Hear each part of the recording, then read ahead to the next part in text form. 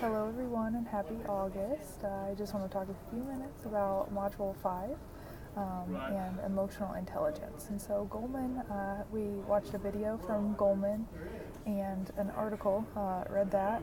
And so just emotional intelligence has 4 different domains, being self-awareness, self-regulation, motivation, empathy, and then I guess social skill kind of rounds that out. But just how important is that to self-leadership is just, I think the self-awareness aspect is just very, very important.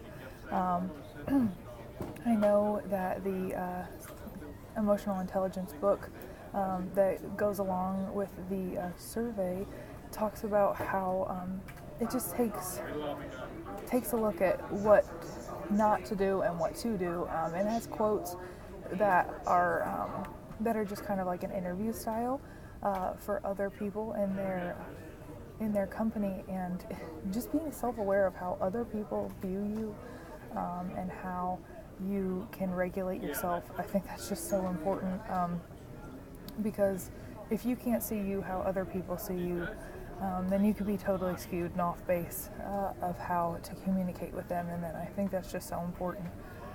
And then being able to know yourself, and how you work with other people, just in your empathy. I think that's also really important. The book, the social intelligence book, talked about how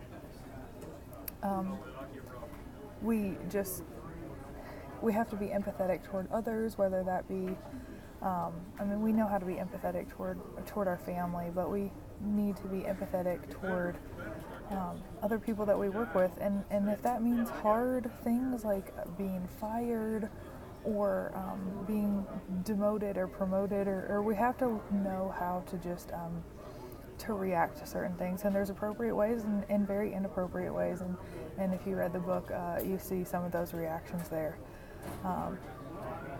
And so at first I was kind of disappointed, because I do feel like I want to be a leader, I'm in a leadership role, but this score just wasn't very high. My social intelligence score, my emotional intelligence score just isn't as high as I originally thought it might be, hoped it would be.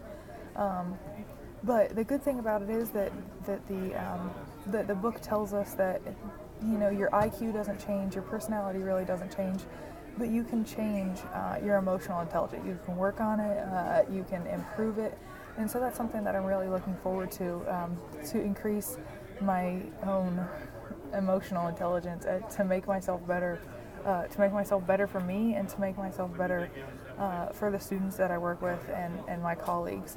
And so I'm actually really interested in this and looking forward through the rest of this book. And so looking forward to how you scored on your survey and what you found interesting in the readings. Thanks.